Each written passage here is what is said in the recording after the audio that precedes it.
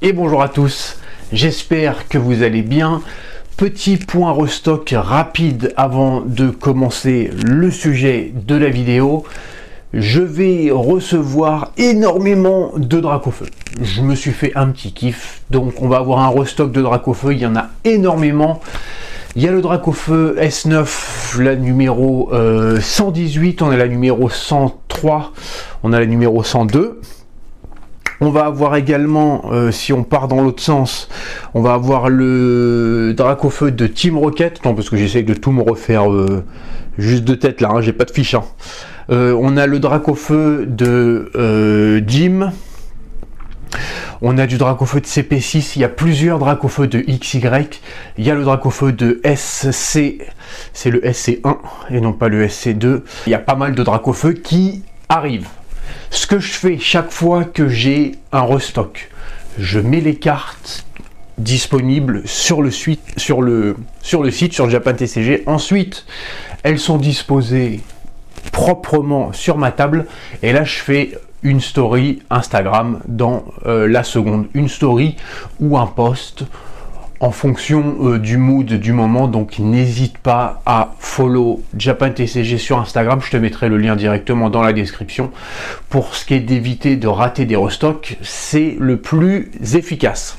Voilà, ça c'est ce qui va arriver dans les prochains jours. Maintenant je vais te parler du restock d'aujourd'hui. Pour les arrivages d'aujourd'hui, nous avons tout simplement 16 displays S8B qui étaient plus disponibles, donc qui le sont de nouveau, et on a surtout en premier lieu 11 boosters.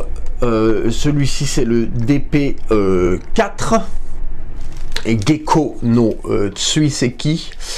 Je les ai mis sous plexiglas parce que on commence, même si on n'est pas sur le top du booster Wizard, que ce soit set de base, Jungle, Team Rocket et tout, on commence quand même à être pas sur n'importe quel booster, hein, on va se l'avouer. Donc ils sont sous plexiglas et ils seront envoyés sous plexiglas également. Et on a 3 boosters ici qui sont DP5, voilà, de l'édition Ikari no Shinden, et ces 3 boosters sont en première édition. Je sais pas si on le voit bien ici, voilà, les 3 sont First Aid. Donc voilà, DP4 et DP5 sont disponibles sur le site Japan TCG directement dans la catégorie booster. Allez, on va maintenant attaquer le sujet de la vidéo. On a un problème très récent avec les cartes japonaises qui sont les print lines. Quand tu tournes la carte dans un certain angle, tu vas voir apparaître, là ici par exemple, t'en as une qui est ici clairement, une sorte de print line, c'est-à-dire tu as une petite séparation qui est un problème qui est dû à l'impression. Là tu vois, on peut quasiment faire un morpion sur la carte. Alors les gens qui collectionnent les cartes en français, en anglais sont habitués à avoir une qualité de carte qui est médiocre. N'ayons pas peur de le dire, ça fait des années qu'il y a des soucis au niveau des impressions pour ce qui est du français, pour ce qui est de l'anglais. Des autres langues aussi probablement, je ne connais pas plus que ça. Mais pour ce qui est du japonais, ça fait 25 ans qu'on a une qualité d'impression qui est nickel, on a une qualité de carte qui est nickel, un cadrage souvent qui est plutôt, on va dire, de meilleure qualité que sur les autres langues. Et là, sur S9, c'est fucked up. Alors, sur S8B, jusqu'à S8B, tu prends toutes les cartes, là j'en ai, tu vois, j'en ai plein. Si tu prends toutes les cartes ici de S8B, j'ai regardé justement un petit peu, mais je vois clairement pas même en balançant au maximum sur les reflets comme ça, je vois aucune print line sur aucune carte. ou alors ça doit être rarissime, voilà, une carte sur 300, bon ça peut arriver. Sur S9, c'est systématique, sur toutes les cartes. C'est-à-dire que quand tu as une carte, c'est pas oh mince, sur ma carte il y a une print line, j'ai pas eu de chance, c'est juste, c'est normal. Toutes les cartes, alors j'ai en plus, t'imagines bien, dû à Japan TCG, un petit peu de quantité de cartes qui arrivent. Typiquement, si on prend le Pikachu Colo Colo, là il me reste ça, sachant que j'en avais plus. Je pense que ça c'est à peu près le tiers des cartes de Pikachu Colo Colo que j'ai reçues. Donc il y avait 3 fois ça. J'ai pas une carte où il n'y a pas une print line. Sur probablement 180 ou 200 Pikachu Colo Colo. Alors bon, on peut se dire aussi c'est une carte promotionnelle. Franchement, sur toutes les cartes, si tu prends, alors après ça va être plus ou moins marqué.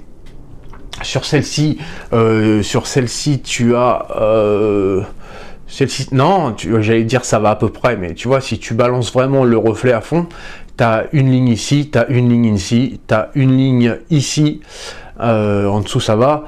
Sur celle-ci, ça va à peu près. Là, ici, regarde, boum, tu as exactement le même quadrillage. Sur celle-ci, tu as le même quadrillage. Si tu prends celle-ci, c'est pareil. Bon, alors, bon là, je te le fais à la caméra, tu te rends pas forcément compte. Mais bon, si de toute façon, tu as des cartes S9 en main, amuse-toi à les balancer un petit peu au reflet de la lumière. Tu vas t'en apercevoir très vite. Les seules cartes qui sont épargnées en majorité, c'est les Rainbow.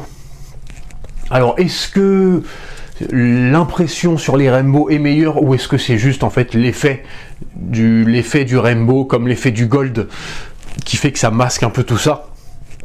Je ne sais pas, mais pour toutes les cartes S9, on est sur du Morpion. Si tu prends, alors je vais en recevoir beaucoup plus, j'ai quelques cartes Arceus, c'est pareil, toutes les cartes Arceus qui étaient données avec le jeu Switch, toutes les cartes ont des print lines. Absolument toutes les cartes de S9 et les cartes promotionnelles qui sont liées à S9, c'est-à-dire qui sont sorties en même temps à quelque chose près que l'édition Starburst, sont victimes de cette qualité d'impression qui est très moyenne. La question qu'on peut se poser, c'est est-ce que ça va durer, est-ce que ça va être réglé rapidement? Alors écoute, à moins d'être responsable chez Pokémon Company, on n'a pas la réponse, et puis même si tu étais responsable, normalement tu as signé un contrat de confidentialité qui fait que on n'aura jamais quelqu'un qui va pouvoir nous donner la vérité véritable. Maintenant, je suis quand même pour ma part optimiste. Cet optimisme n'est pas dû au fait que j'aime Pokémon et que j'ai envie que ça s'améliore, c'est pas dû au fait que je crois au sérieux de Pokémon Company, c'est dû à ce que je connais, ça fait maintenant 6 ans que je suis au Japon, de la culture japonaise, de l'importance du service et de l'importance qu'on apporte aux clients. Et j'aimerais te raconter une petite anecdote. Il y a maintenant 10 ans de ça nous rajeunit pas hein, mon poulet, j'étais responsable chez Häagen-Dazs. Alors je ne sais pas si c'est encore le cas aujourd'hui, mais à l'époque, la production de crème glacée était faite à Arras. La production mondiale. Et ensuite ça part en bateau, ça part en avion dans le monde entier. Et à un moment donné, Häagen-Dazs proposait c'était un nouveau produit, une sorte de petit magnum dans son sachet. Voilà, tu ouvres, tac, t'as ton petit magnum, tu te balades en mangeant ça, tu te rafraîchis, c'est très bien. Et il peut arriver qu'il y ait un petit souci au niveau du sachet, enfin rien de dramatique, mais que l'ouverture soit pas forcément au millimètre près là où elle doit être.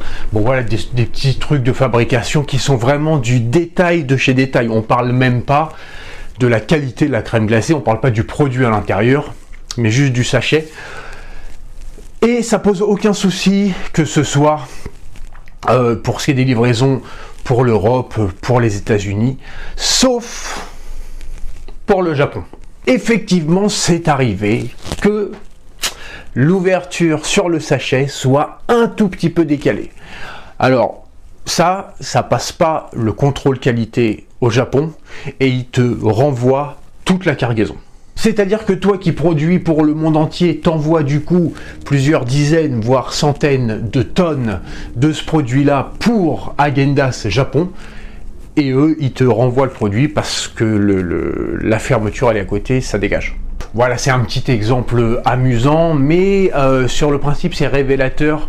Il y a énormément de choses. Moi, par exemple, le service de la poste au Japon, quand je commande un truc le matin, je le reçois l'après-midi, par exemple.